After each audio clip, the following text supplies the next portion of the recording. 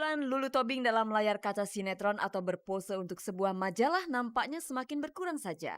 Bahkan wajah sendu mantan juara satu pemilihan cover majalah remaja terkenal ini memang benar-benar telah hilang dari peredaran. Apakah ini ada hubungannya dengan sebuah kabar yang mengatakan Lulu akan segera meresmikan hubungannya dengan Dani Rukmana dalam indahnya lembaga pernikahan?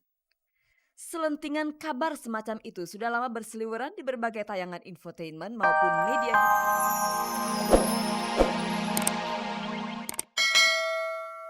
Itu disebut waktu ijab kabul. Saksinya banyak.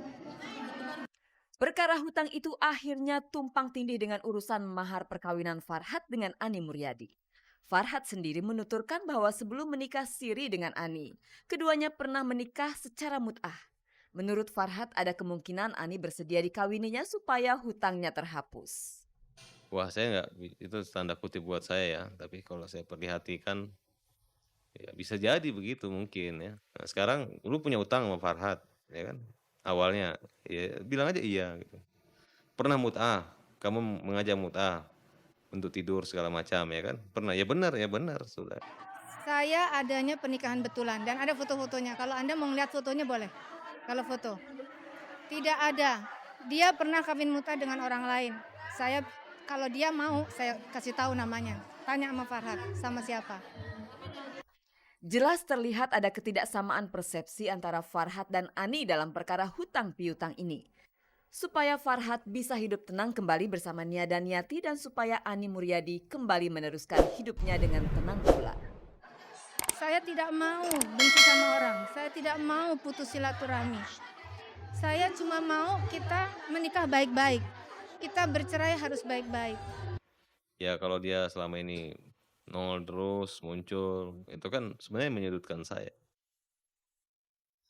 Pasti dampaknya bisa, dan saya tahu dia punya trik dan cara seperti saya mengerti sekali gitu. Dari menurut saya ya enggak apa-apalah. Ya, saya harus ngomong dong ya. Karena Jamal sudah ngomong. Biar aja itu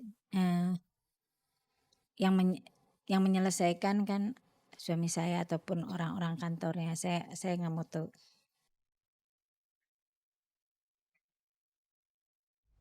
Pemirsa, sudah sekian kali Lulu Tobing dan Dani Rukmana dikabarkan akan naik ke pelaminan. Tapi sekian kali pula kabar itu tidak pernah terbukti. Dan mendekati bulan Ramadan ini kabar tentang rencana pernikahan mereka kembali berhembus dengan kencang. Mari kita cek kabar tersebut dari mulut orang-orang terdekat Lulu Tobing dan Dani Rukmana. Ini dia.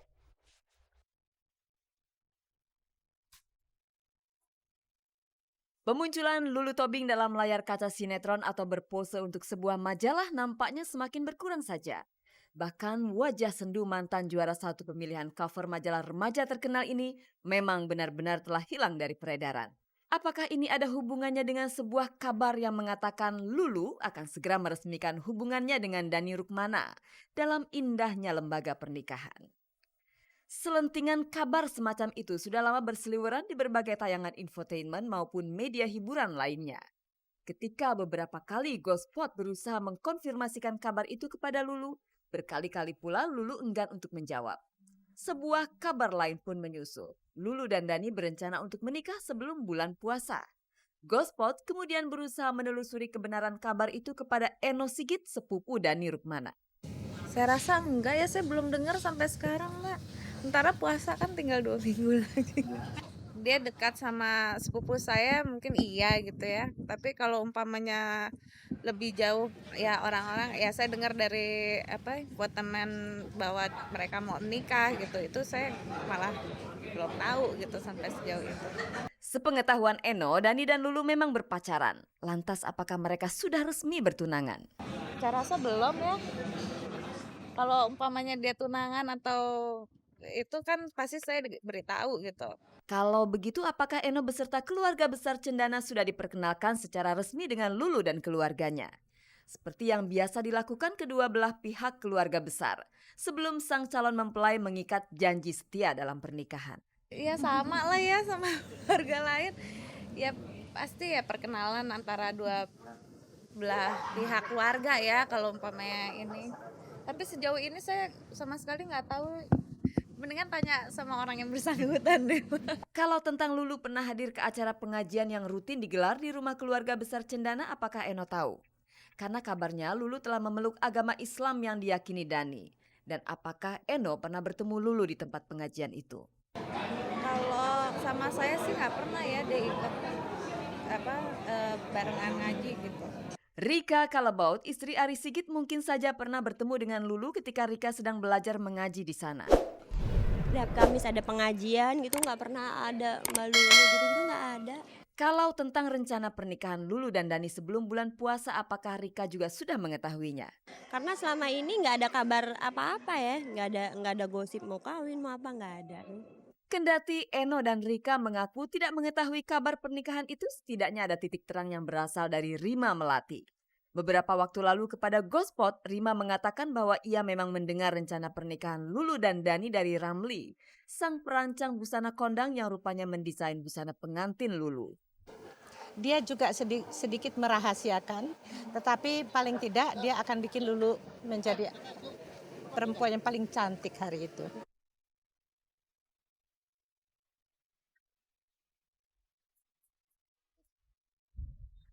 Urusan menikah bukan cuma mencari pasangan yang cocok, tetapi juga memilih waktu yang tepat. Pemirsa, Anda pasti mempunyai artis yang Anda idolakan. Lucunya lagi pemirsa, para artis ternyata juga punya idola masing-masing. Anda mau tahu siapa artis yang menjadi idola Krishna Mukti? Jangan kaget kalau saya bilang Titi DJ. Bagaimana ceritanya sehingga Krishna Mukti mengidolai Titi DJ? Mari kita saksikan liputannya.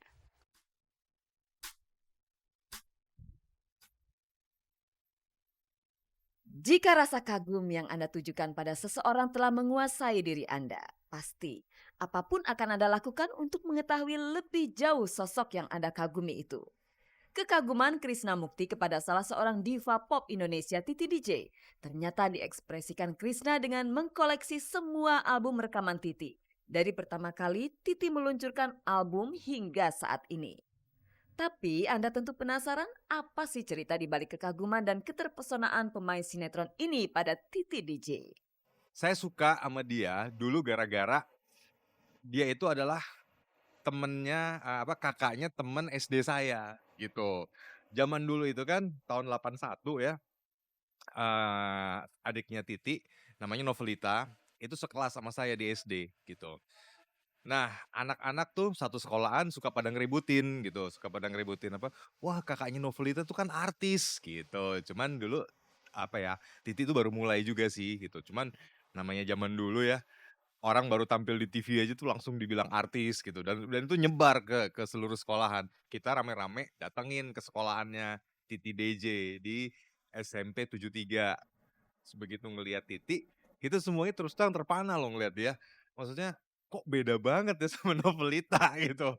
Si Titi ini sosoknya bener-bener bening gitu, artis banget. Dasarnya Krishna Mukti memang kolektor album-album penyanyi wanita yang muncul di tahun 80-an seperti Vina Panduwinata dan Nicky Astria. Krishna kemudian mengoleksi album Titi DJ. Sampai-sampai Krishna rela merogoh koceknya hingga ratusan ribu rupiah. Saya pasti beli gitu. Bahkan saya pernah ketemu albumnya dia, zaman dia belum ngeluarin album yang pertama ya. Kayaknya dia masih coba-coba gitu bikin album waktu dia masih di Bina Vokalia gitu. Itu buat kolektor kaset seperti saya, itu bener-bener barang yang langka, yang bernilai sekali, yang saya nggak bakalan jual sampai kapanpun. Saya belinya mahal. Kalau kaset sekarang kan harganya 15 ribuan. Itu saya beli karena barang antik ya, 150 ribu loh. Saya bela-belain beli itu. Sebenarnya sosok Titi yang seperti apa yang mampu mempesona Krishna? Multi talenta, nyanyinya bagus, nari bisa, nyiptain lagu bisa, melukis pun dia bisa gitu. Bahkan dia jadi seorang ibu rumah tangga yang baik gitu. Jadi menurut saya Titi itu benar-benar sosok seorang dewi ya dalam dunia musik di Indonesia ini. Bagaimana perasaan Titi begitu tahu bahwa ada fansnya yang juga dari kalangan artis yang ternyata sangat kagum kepada Titi beserta karya-karyanya? Kalau setahu saya sih Krishna Mukti bukan hanya mengoleksi kaset saya, tapi memang dia kolektor kaset-kaset penyanyi Indonesia gitu. Jadi lengkap, nah termasuk saya. Lantas apa arti keberadaan fans bagi eksistensi Titi di dunia musik? Wah sangat besar sekali artinya untuk seorang penyanyi seperti saya ya. karena justru dari fans lah kita tetap eksis gitu. Gitu dari permintaan dari para fans lah kita tetap muncul gitu loh. Jadi kalau nggak ada fans, kita nggak bisa memaksakan diri kan untuk selalu tampil atau bikin album kalau nggak ada fans gitu. Jadi cukup besar artinya dan mereka adalah salah satu motivasi saya untuk tetap eksis.